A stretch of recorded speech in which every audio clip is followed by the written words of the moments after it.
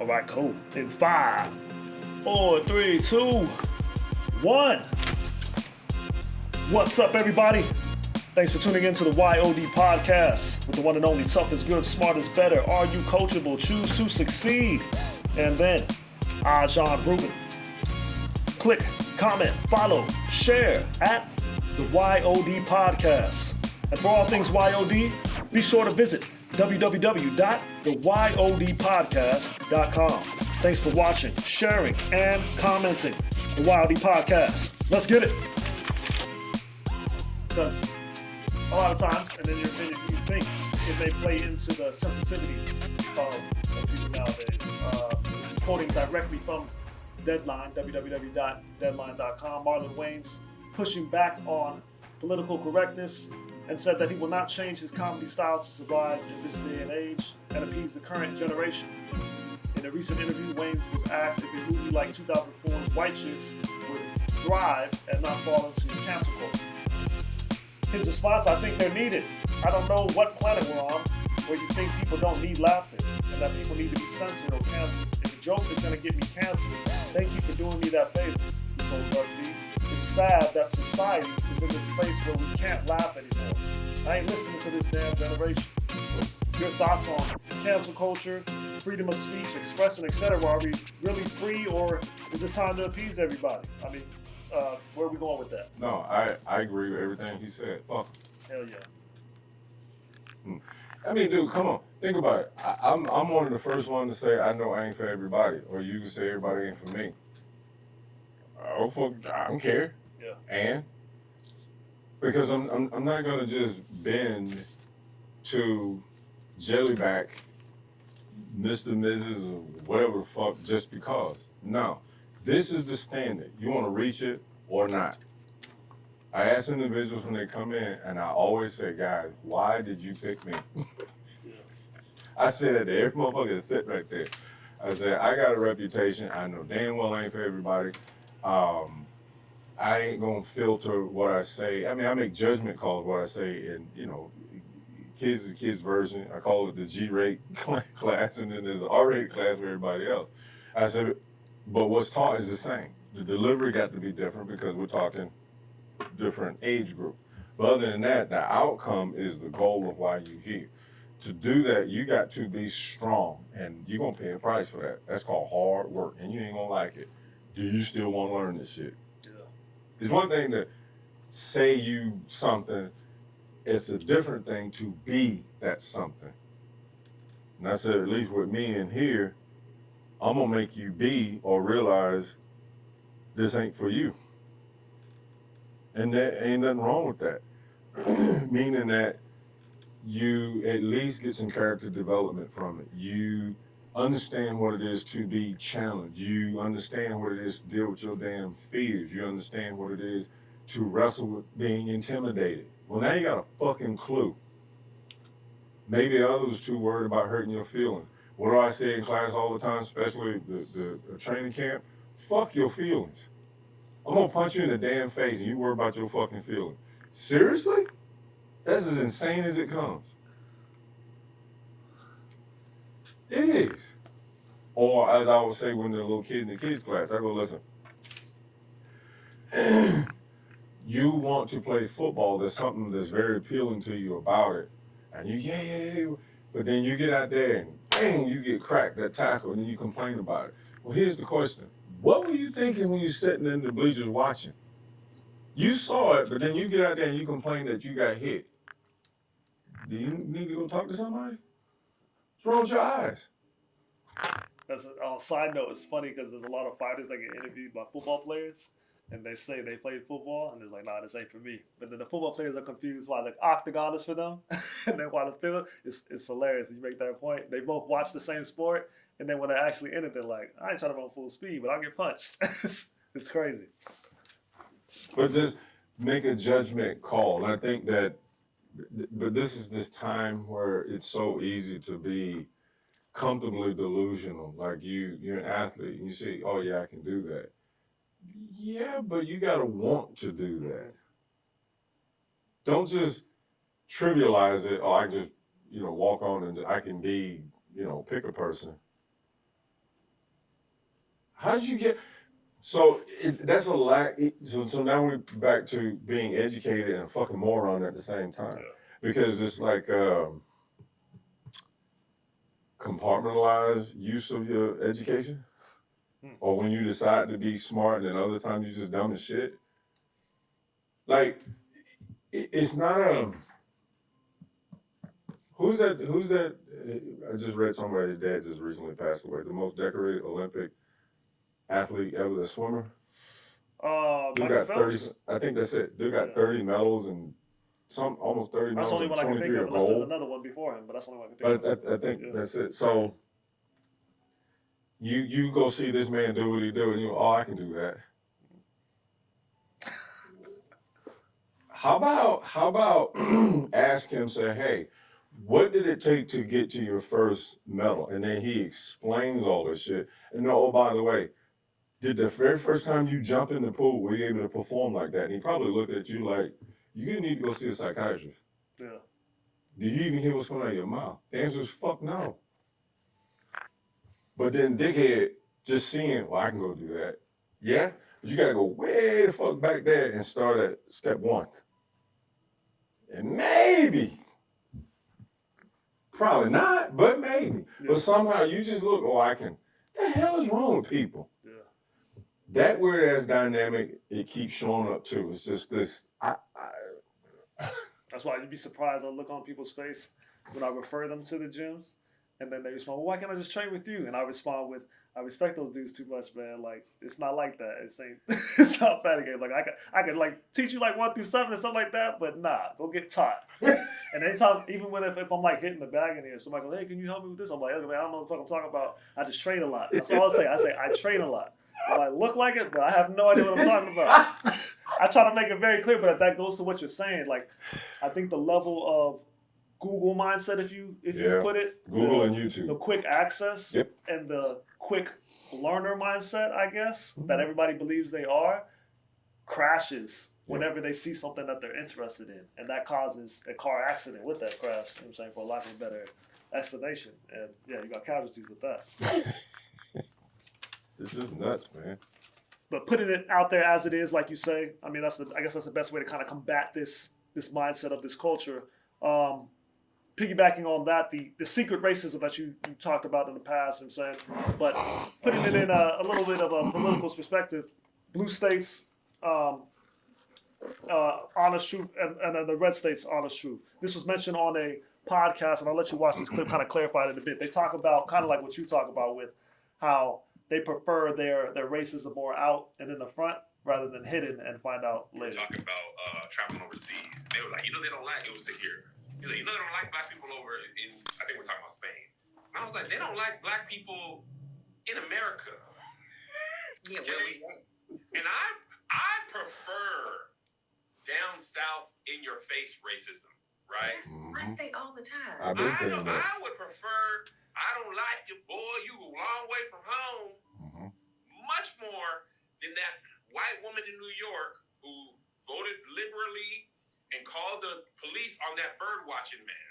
Damn. That's the racism that I'm afraid of. Yeah. This is what I tell my friends all the time who have grown up here and are like, I could never live in a red state. I was like, you don't know what you're missing. I said, because out here, people are lying to you in your face because they know the words to say to make you think that they don't have the thoughts they really have. I said, when I go home, I know who F with me and who don't. Right. It is so, and then I don't have to waste time. I'm not going to get shocked by you. I am not going to be like, oh, I'm so surprised. I didn't know you felt that way. And then none of that. I was like, y'all are delusional. Y'all think y'all in a great, happy, calm place. I said, but these people are betting against your ass. I can tell you that right now. Listen. So here's a form of confirmation of that. I'm pretty sure I'm not much different than many. That there was so many individuals that I really thought were cool with me. And I'm very sensitive in that I feel vibrations, I pay attention. And some things I go, okay, yeah, I see, it's irrelevant, whatever. It's not paranoia, it's just judgment, this kind of thing. Well, since the change in the mindset with this whole MAGA thing since 2016 through right around say, about 18 or so, the full momentum kicked in. This dynamic, I'm sure I'm not the only one that went through. Ended up losing a whole bunch of motherfuckers you thought were cool with you. So we're talking decades went by being around here and everything's cool, and then all of a sudden there's this weird confidence. You know what? I don't really like you. What changed? Mm-hmm. And then still don't have the guts to come out and say, well, I don't like y'all minorities, but give you every other the way they treat you is condescending, elitist. Now all of a sudden there's a separation. Mm-hmm. There's us and them. When? What did I miss? That's what I'm saying. Do you think that's more of deep hidden feelings, or is it the political rhetoric that was happening and it's so out in the open that it kind of made them feel like they need to take a side? Like, what do you think that is? Is that actually how they felt, or did it kind of, what I mean is like the rhetoric kind of emboldened them and said, maybe I should feel this way, or maybe I should be on. No. When it comes to that kind of stuff, Mm-hmm. it's what's been sitting there the whole time. You can't just all of a sudden jump and do some nonsense like that because you are who you are. I've been mean throughout any and all. I don't give a fuck who's in charge of whatever. What I say that same shit I've been saying my entire goddamn life. All of a sudden, oh, I'm a this and oh, I'm a that now. Bitch, what are you, a chameleon? Did I say it right? That lizard that changed colors? Chameleon. Yeah, Chameleon is the rapper. Chameleon is the lizard, yeah. Right. No. I always say, it's like with Duke, I always say, you know, because I don't get into the thing with her mom, but some people got many faces. I got one. Mm-hmm. You call me at 2 in the goddamn morning, ask me a question. You know me well enough to have a good idea how I'm going to respond. 4 o'clock, 10 on a Saturday. Why? Because it's my set characters, who the hell I am. Not like, well, whichever way the wind blows, I'm going to go. Fuck out of here. So that mess, rattle, was been there. You don't just take that weird-ass goddamn stance. It's like, wait a minute. It's like been waiting for the Messiah to motivate. Okay, I'm going to just say all this foul shit when he said all the foul shit, and it's okay. How the fuck's that okay? It was kind of like more of an affirmation to what they already felt rather than a motivation. It's been there. Yeah. It's been there. All I said was that dude just open the curtains and just let the whatever light come in that been starving for those that go in that direction. That's how they really fucking felt. Okay, that's fine. To which, as he was saying and I've said this before, I grew up in that where at least a third of my classmates were proud, didn't hide the fact that they were a part of the fucking Klan. I'm sure there's a whole bunch of others that did too, affiliate, whatever, but not like out like that. But you still knew the air of there was a line. There's a certain line you don't fucking cross. And didn't act like, oh, I'm not being a bigot. No, there was Southern pride and bigotry. Boy, you need to go over there. You know, your kind. All right, carry your ass on. You ain't winning right there.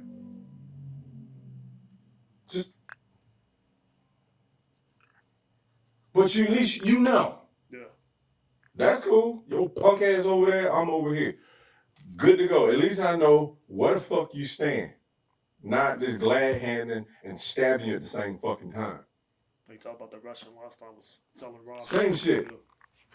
Same shit. And so, no, I've been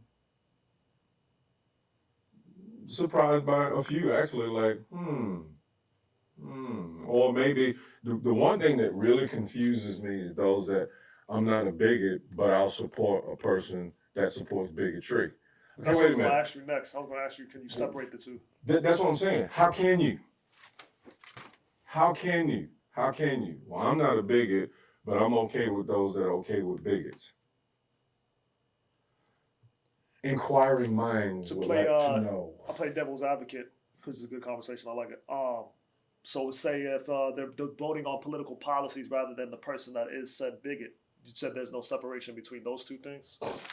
Say it again. Like people that say, I'm voting on policies, laws, different things that kind of benefit me versus the person that is in charge, like him. Like I'm not agreeing with his bigotry, but in terms of decisions that he's making and with laws and stuff like that, is there a separation between that and said bigotry? To which I say, how deep do you look at that? So if the policies are in fact beneficial across the board, but you got to look deep into the shit, not just the big sign. Read that fine goddamn print. And there's so much fine fucking print that won't be looked at and that justifies.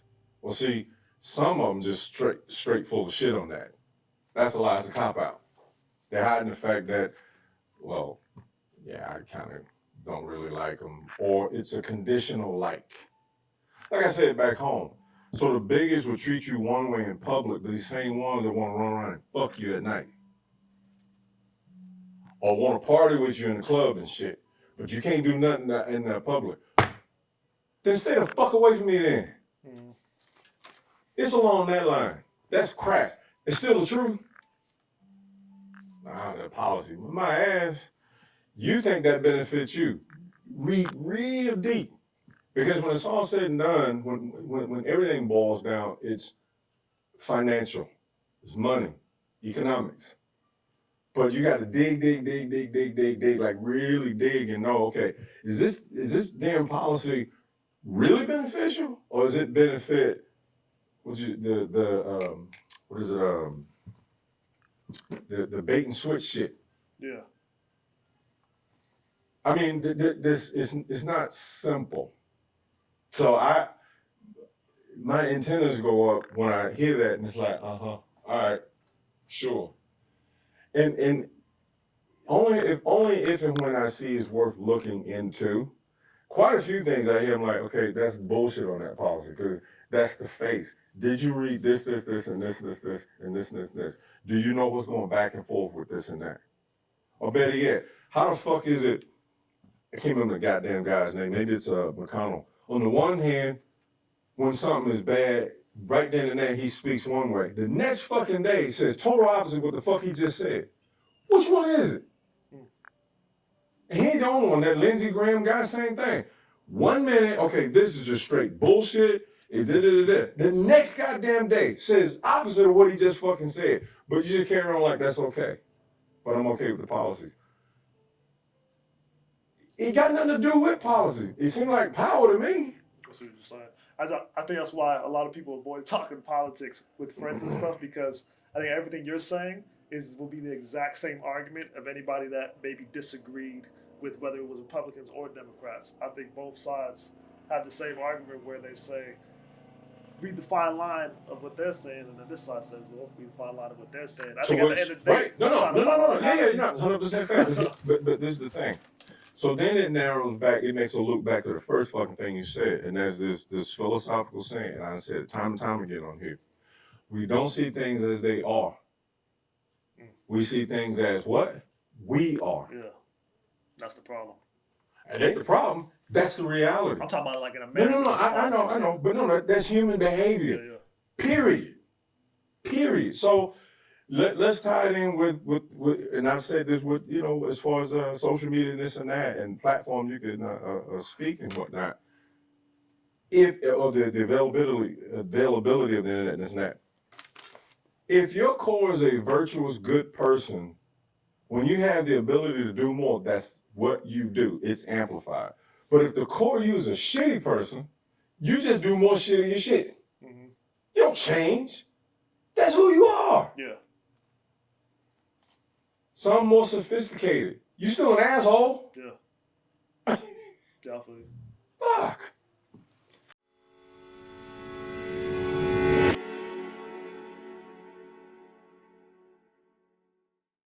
Entertainment and education to improve, to grow, and this and that, they're not the same thing. They're not the same thing. And I hate when they do shit like that, and it's like, okay, if you're trying to do something for the greater good, yeah, but you got to do more and keep doing it. Like it's a mission. And it's like, well, what is your mission statement? Well, the overall thing we're trying to achieve is this. And we know we're going to go through it to get there. Bravo. Keep going. But that, It's almost like, man, I want to know, like, what is Candace Owens' mission statement? What is she really trying, what's the goal? Because it like I said, some of what she says makes sense to a point. The only point that makes sense, because I'm this idea she talks about all the time. But I don't hate myself in the process. Yeah, that's what I was going to tell you, like kind of like we talked about last week with Kaepernick. I think there's a bunch of people on both sides like that where they feel like you said, they're being the hero, the savior. I'm telling you and telling my people the truth so that I can pull them from the captivity that they're in, right? Kaepernick, same way. So I'm telling my people the truth and pull them. So, and then within the midst of all that, with that loudspeaker, that soapbox, you know what I'm saying? And like we talked about last time, the popularity, the ads, the looks, you're going to get people that say, hey, I'll pay you to put a commercial on here. Those people sometimes have stipulations. So I think with all that, like I said, I think everything starts at its core. I want to help people, especially black people. I want to help my people. And then sometimes, not all the time, but sometimes along the way, the helping kind of gets overshadowed by the attention that you're getting from that help. And sooner than later, who I want to help becomes more, okay, how do I gotta keep this platform now? So now it's just, what do I gotta say to keep this platform? And then behind it, I'm gonna tell people what I really want. So it's like, well, Martin Luther King, and I talked about this during Black History and Black Excellence series we did way in the beginning. When he made it a point that all of them in the movement, the men, the uniform were black suits. Neat, clean, presentable black suits. Now it's just, not now, but shortly after he passed away, not shortly, I give him maybe 5-10 years or whatever, and the Rainbow Coalition with Jesse Jackson and then, of course, Al Sharpton was in the movement doing this thing and a few others. Well, it went from the black suits to designer suits. So the statement was there, yeah, but the seriousness and the overall mission went more of them speaking, but not, because Martin Luther King wasn't about Martin Luther King. He was about all Negroes. Yeah. And he refused to get off point with that. Paid the ultimate price, yeah, but that was a goddamn mission statement. Every single one of us. Ain't everybody's statement now. It's their statement. Okay, to what end? Are you really that? That's what you really, or is it you? Yeah. I mean, how about, do you think there's something to, and not always in history, but I guess recently over the last probably like 2 decades or so, where whenever there's a leader within the black community that says they're going to make a change, like even look at the Black Lives Matter movement versus the people that were running it, you know what I'm saying, and the money and the allocation, all that. yeah. Like, why is it that something always starts off as, I'm going to help, but then for some reason, is that a character issue, or do you think that's by design? Character. Because back to humans are still human. It take a high-minded, strong, backbone character soul to do any of what was done before. The Martin Luther King and the Gandhis. Gandhi was offered a shitload of money, and so was Martin Luther King. They said, no, go pack sand. All the money in the world ain't gonna change this fucking problem we have. The problem needs to be fixed. And what happened to both of them? They both were assassinated because they would not bend to to that. The mission was more important. But now it's like, yeah, okay,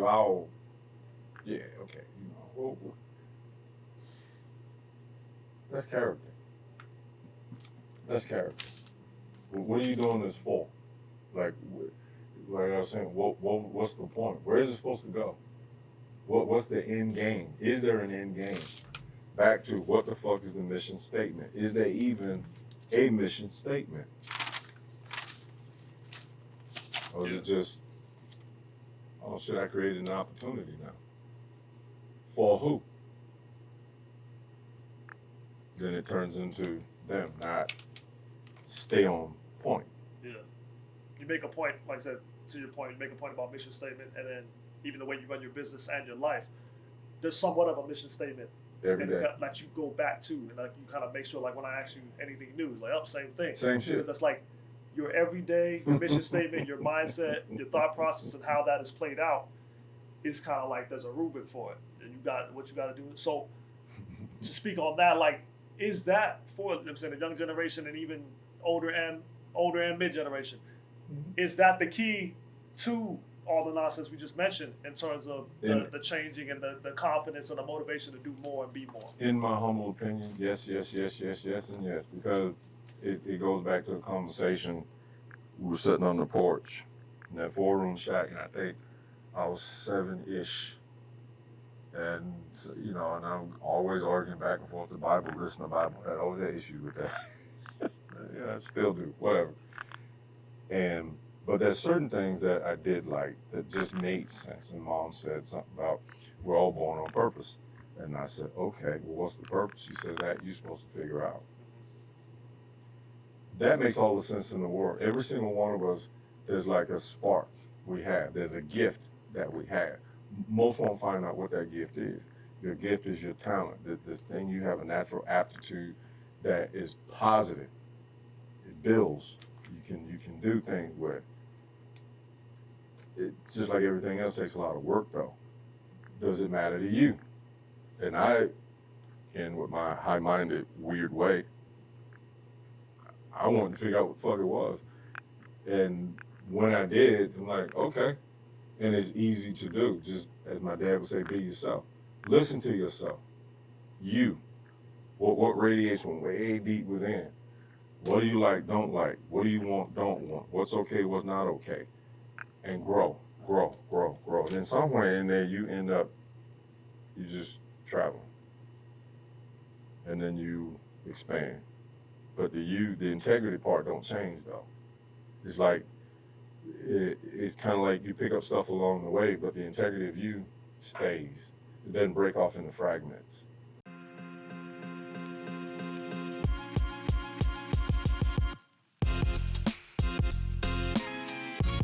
Thanks for tuning in to the Y.O.D Podcast with the one and only Tough is Good, Smart is Better. Are you coachable? Choose to succeed. And then Ajahn Ruben. Click, comment, follow, share at the Y.O.D Podcast. And for all things Y.O.D, be sure to visit www.theyodpodcast.com. Thanks for watching, sharing, and commenting the Y.O.D Podcast.